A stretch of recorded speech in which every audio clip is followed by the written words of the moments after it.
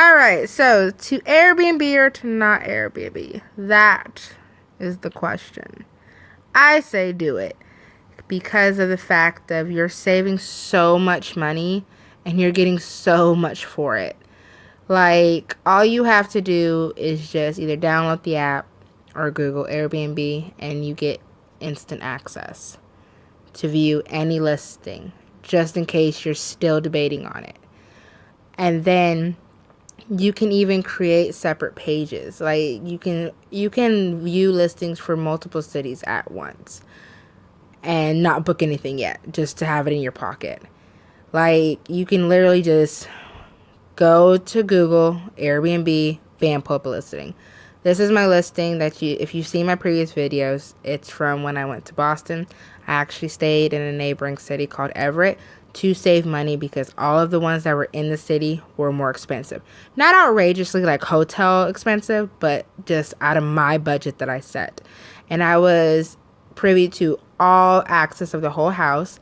Me and my best friend had our own room on our own floor that came with a private deck for only $366.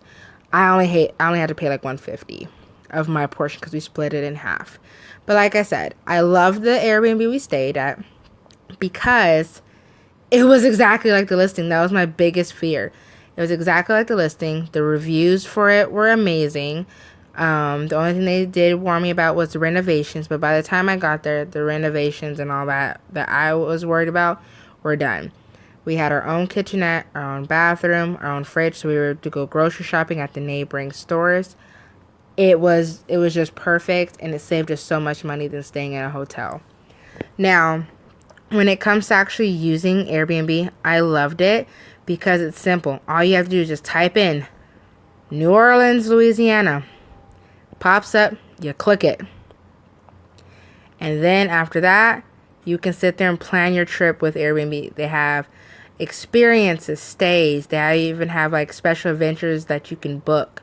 They even have restaurants that they're not real locally, but they're like, nice restaurants if you want to stay there. They even break it down by categories, from entire homes with a pool, without a kitchen, with a kitchen, outdoors, tiny houses, guest rooms, shared rooms. They have all the categories for you to decide on what you want. And they even suggest other neighboring cities. Like for me, I stayed in Everett instead of Boston. You might want to stay on the outskirts of the area you're going to and then just commute every day. You have that choice. It's whatever is within your budget and whatever you prefer to do. Then all you have to do is just click what your preference is, and then look on the map. They'll say, hey, these are all the Airbnbs we picked for you just to show you what's going on. Like if you want to stay closer to the water, I'm going to pick an Airbnb close to the water.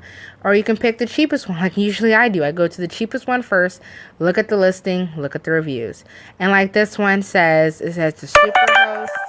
It is an entire townhouse, 2 guests, 1 bath, 1 bed. You can even suggest if you want extra beds. That's why I love you can actually put what you need and want on the filter, and Airbnb will show you. Say you want, just more room, more this, more that, you can put that on there.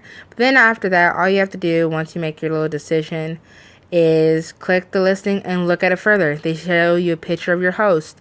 They show reviews. They show, what kind of experience check-in will be like.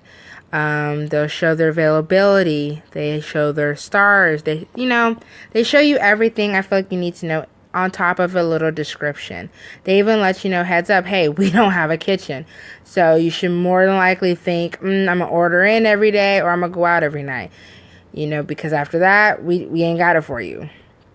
I love the fact that, some Airbnbs, they will let you book a full year in advance. Like some of the ones I was looking at in Orlando, I was looking at it in July of this year, and he already had availability for me to reserve for July of next year, which I love that some places do that. But then some places are like, you can't book us more than a month in advance. That's just it. So, one of the things I also like is the realness of the reviews from people. It's people who've actually stayed there and they leave the reviews. I hope this convinced you to really take a look at Airbnb before you say no. Again, subscribe. Thanks.